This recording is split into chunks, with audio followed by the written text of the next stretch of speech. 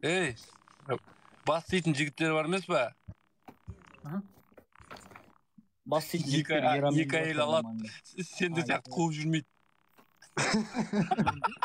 Бас дейтін соған қарағанда кенттің екі әйелі болып тұр ғой.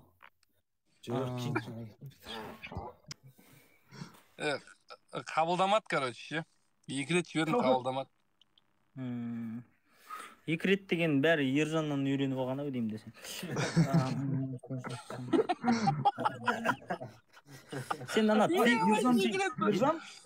Ержан деген біздің Түркістанның жігітісің ба? Шымкент қаласында тұрамын ғой өзінде. Сол ше твикс жейді ғой. Оң жақ сол жақ емес, екеуін бірден тістеп жейді екен. Бір сағыз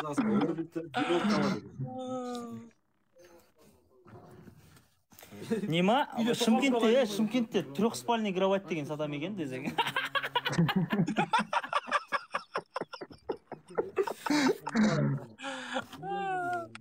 Қыста жылы шығар бұған бүйтіп қарайды рахат та. Андай группаға жазамайтын шығар. Деп па.